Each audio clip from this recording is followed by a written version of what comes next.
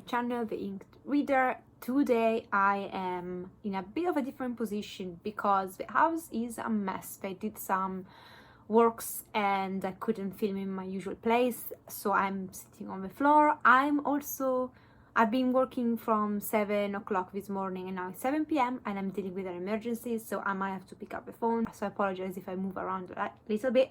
I might have just to pause filming and answer the phone. And it's one of those days. And also I do own the book I'm about to talk about, but for the life of me I cannot find it. It's all a mess. My life is a mess, I'm a mess, so bear with me. So this episode is about Scared Silent by Mildred Mohammed, and this is a memoir by Mildred where she recounts her story of being married with John Mohammed. Sorry if I'm butchering the surname in all of these, but she recounts her experience of being married to John and being in a domestic violence relationship where the abuse was mostly psychological. And upon their divorce, John ends up kidnapping their children and she gets the children back a year and a few months later. So she manages to get her children back, and at that point John, with an accomplice, go on a killing spree in Washington, and he's known, John Mohammed, as the DC sniper. He's then apprehended and he has been executed, I think, a few years ago in 2007, if I'm not mistaken. So the killing spree happened in 2002 and he was then put to death while his accomplice got life without parole, if I'm not mistaken. And the weird and extraordinary story of this woman is that apparently John Mohammed went on a killing spree, killing innocent people around the area where Mildred was staying because he was stalking her. And in his mind he thought, if I pretend to be a serial killer who kills random people, when I go and kill my wife, my ex-wife, no one is gonna point their finger at me because they're gonna think that it's the serial killer who's killing random people. So in his sick mind, he went on a killing spree just to have a justification then and cover his ass when he would kill his wife. So that's the level of crazy we're talking about. And I think some things, not even in movies I've ever seen such a thing. And then this actually is the reality of this woman. She lived through this. And so you follow around Mildred from when she met John, throughout their relationship, them having children, them separating and them kidnapping the children, and a year and a half later Mildred being able to finally get her children back, and finally her following the news of the deceased sniper without having an idea that it was actually John, to then realizing it might be John, and then realizing that he almost killed her, and that you get a bit of a trial part as well. I think the book was published before he was executed, so at the time when the book ended he was getting or in the process of, or just said is sentenced to death confirmed. I cannot remember exactly, but I think there's a follow-up book to this which I'm not gonna follow. Probably I'm not gonna pick up a sequel just because in this series I'm mostly interested in the abuse itself and what happens in their story, and I guess the follow-up is about her overcoming and her starting again her life after John was apprehended and given the life sentence and all that. So I'm not that interested in later, but someone might be, so just you're aware that I think there is another book out there. So as always, I don't rate these. I don't think it's my place to do so. So writing wise, though is never an issue, it read fairly quickly, it flowed nicely.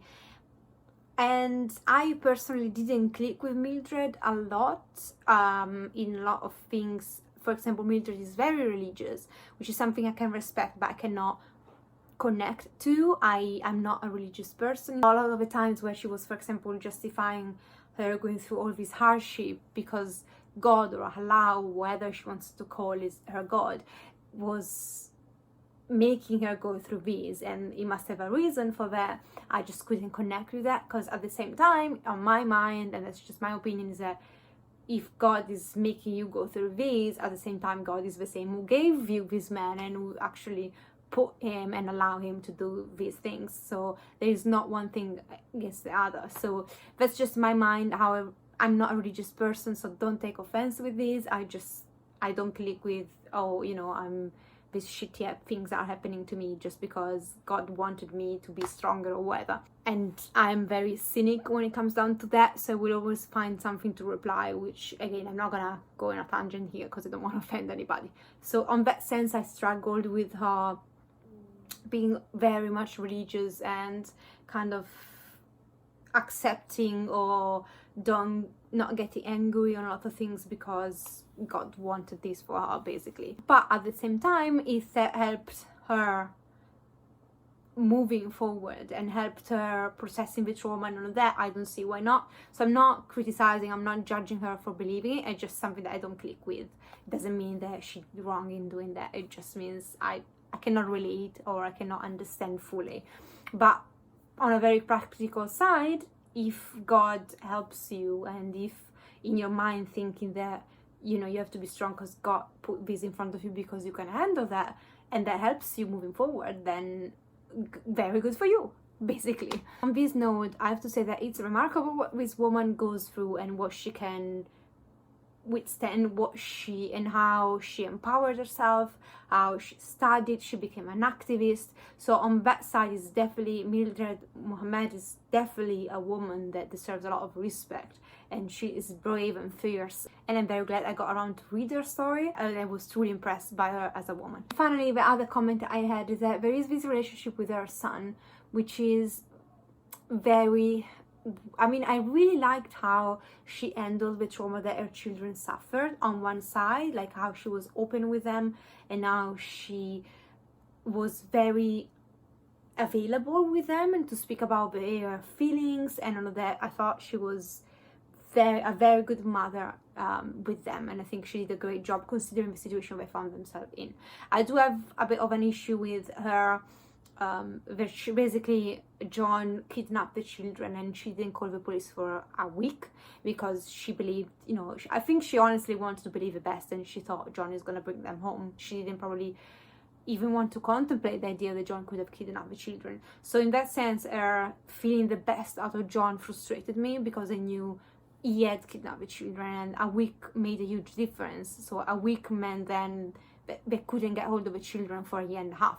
So as a mother, someone who cannot get to see their children and she doesn't know if her children are doing fine, if they're safe, if they're healthy, for a year and a half, that's the worst nightmare ever.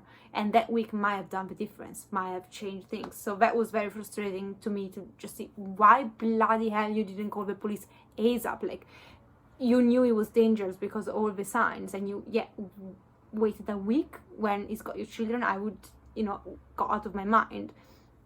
Called the children after an hour, called police after an hour. And I understand the thing with he's the dad, so police probably would not believe me. I do hear that side, but at the same time, because of the concerning elements that were in, I thought that was, it was very frustrating seeing that happening and just saying, oh my God, if only you had called before.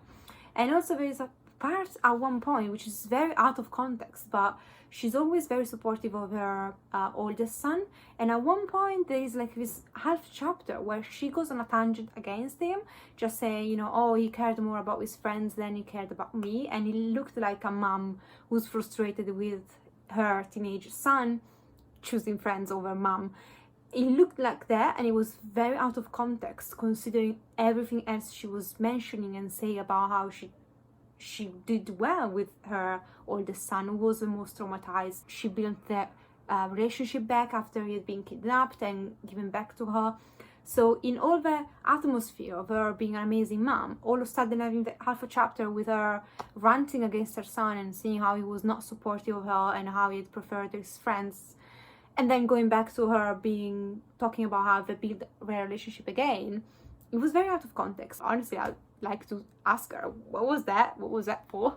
If I have to unpick everything, that's all I have to say, both on the good side and both on the bad side, of what I appreciated and what I liked a little bit less about the story. In terms of John and the domestic abuse, it was a very peculiar one. It's not one that I would definitely consider common, and definitely for how much it's common that domestic violence then results in the woman or the partner being killed, I would say that this is the only time I've ever heard of someone becoming a serial killer to cover their tracks to then kill their wife. So it's definitely a unique case, which is a relief. Let's just be honest, that if every husband who wants to kill their wife would go on a killing spree, on one side probably we would consider domestic violence, we would give way more attention, and probably women would be way more protected, and the public in general. But on the other side, there'd be so much death all the time. John had served in the military, and he had served, I think, in a war which I don't remember exactly what it was, and I don't want to give out wrong information. So in the 90s he went and served, and he was discharged at one point, and there was some shady things going on with his discharge, and he was accused of stealing a rifle, I believe, or a weapon. And so we already see from the beginning that John says a lot of lies and is definitely having a lot of issues, and is definitely not an upstanding citizen and all of that. He was always involved in something that didn't look right to me. However, I do believe that John also suffers from some mental health illnesses, and I don't have enough information to say exactly what kind of even possibly mental health issue would be, if it was just PTSD, an extreme case, or if it was schizophrenia or some form of delusion. I don't know, it just seemed like from the way he behaved and how his mood changed, it looked like he was definitely having a lot of issue, possibly a personality disorder combined with mental health issues, that there was definitely something underneath there, which makes very hard to judge the abuse itself, because it was definitely emotional abuse. It was never physically violent with Mildred during the relationship, at least not, she doesn't disclose anything of the sort in the book. He was threatening to kill her, but he wasn't doing that in a fit of rage, physical rage. His abuse was very much as his character, like going up and down. Like he would have amazing moment where he was great with the children and he seemed normal, and then a second later it would just spiral down and be very sad and gloomy and say horrible things to her. And I think one of the most sad things was him trying to put her down as a woman and just basically saying, you know, like, you're worth nothing and that's why I can kill you, because you're so worthless that I would not see you as killing a human being, I would see you as killing an animal, which is horrible. So the amount of abuse in this relationship, although it wasn't as flashy and as out there and as violent, physically violent throughout their relationship, it was so awful for me to read through, because you can see him dehumanizing this woman and the mother of his children, which is horrible. And at the same time, I do realize that he must have got something very wrong with him. It didn't look like someone who's just a piece of shit, to be really honest. It looked like someone who's, yes, a piece of shit, liar, cheater and all of this, but also looked like someone who's generally mentally unwell. And it's just sad that it wasn't picked up sooner, that they didn't have a lot of innocent people literally in the street died because of his man madness. So although he fits some criteria, for example, he was very jealous, controlling, he didn't trust her, and there are some elements of common domestic abuse. I would say that this is definitely an abuse that is not as for what you would read in a book or a paper, or even like the normal abuse we discuss. It had unique nuisance to it and unique colors to it. Let's use this word. And it's very hard for me then to judge. I cannot honestly take this as an example for an abuse that you might be in at the moment, or someone you know. It's not something you can say, okay, this is what usually happens, this is a consequence, because this man's behavior was so unpredictable, and I believe it's because of his mental health. There is not much to take away from this, apart from, if I have to conclude with some suggestions, as I like to do, is John didn't end up from, you know, going back from the war and being miserable all the time and having these mood swings and being progressively more abusive and dehumanizing Mildred. He did that throughout the years, and although we always want to believe the best of a person we love, it was clearly suffering, and he was clearly having mental health issues. And I do hope that nowadays we would be more aware of the signs, and we would, if it doesn't feel okay, or if something happens and then it doesn't feel the same, your partner, dig deep and just not always try to justify them. A mental health issue can arise out of kind of nowhere, or maybe due to trauma, maybe a bunch of things. But even, you know, if they were normal before, or even if in their childhood they didn't have any history of it, it doesn't mean that it's not possible for someone to develop mental health issues, and even very serious one. So just be always mindful. Just don't ever say, oh, you know, this is never gonna happen to me, it's gonna go back to normal, she's gonna go back to normal. If things don't go away in, I would say, like 3 weeks time, month time, then chances are that something more deep is going on. And last thing I want to mention is the children. So I think Mildred is a very good example on how to deal with your children trauma, and how to just be not judgmental and just be there for them. You have to realize that whether it's happening to you, your child, for how young it might seem or she might seem, they are gonna pick up what's going on. They're gonna know. And there is a lot of the times, unfortunately, what we see, and it's very common for separate parents, especially if you got an abusive partner and you feel like the partner is still getting to see the children, or maybe having them by weekends, or whether it's the agreement that you have, which I have a personal opinion where I think an abusive parent should never have the children without anybody being there with them. Personally, I don't think that, you know, a child should be left with someone who's abusive, even if neither with the children for a whole weekend or for holidays. I think what happens more often than not is that the parent is gonna say bad things about the other parent they used to abuse, and that is very detrimental for the child, because he's hearing maybe father, let's pretend it's father in this case, saying horrible things about their mother, and that's very hurtful, and it's gonna cause trauma, and it's gonna cause problems. So if you're in a domestic violence relationship, think twice before saying, oh, he's the father, he should have access to the children, he was never abusive with them. Even if he's just speaking badly about you with them, that's gonna cause a lot of trouble in the future. Your child is gonna come back sounding like him or her, if that's the case, and you have to kind of be re-victimized by your child, because children are sponges, so they pick up things. So if you say something horrible to a child, it most likely that child is gonna go on and repeat the things horrible, take that things and make them theirs, although it was never to begin with. Or you can cause a lot of trauma, because the child might know that what father is saying it's wrong, but then they want to have a relationship with them. So it's, for how much you can look at this, and I think it's a whole new tangent where we don't want to enter today, the fact that a lot of parents, when they are separated and there is some form of abuse, even if it's just emotional, the child is gonna hear a lot of bad mouthing the other parent.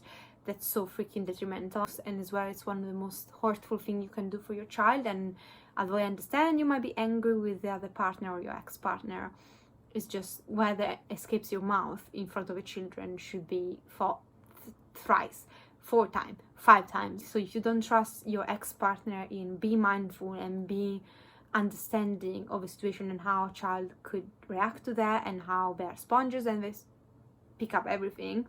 If you say, oh yeah, he's gonna badmouth me, he's gonna say horrible things to me, then think twice about leaving the children with them. If they're abusive, if you're not abusive, you might just want to have a chat with them and just discussing boundaries and say, you know, in front of the children, we agree that we don't badmouth each other. It's just fair, not even on yourself or your ex-partner, or the children to begin with. So John did a lot of that with their children. Like, he say horrible things about Mildred with the children for years, all the year he was with us. So when the children came back, they were very traumatized. And on that same note is that school should work with you. So if you are in a domestic violence relationship and you're escaping a domestic violence relationship, and you're in the process of separating, and you don't know, or you decide that you don't want your ex-partner to have access to the children at the moment because it might be a danger to them, for whatever reason, school should know. So a lot of times I see parents that don't want to speak with school and tell them what's going on, and what happens is that if the other parent goes and collect the child, they're gonna let him or her go with the child, which might be very dangerous. In this case, these children were kidnapped for a year and a half because he went to school, it was the father, and school released the children in his care.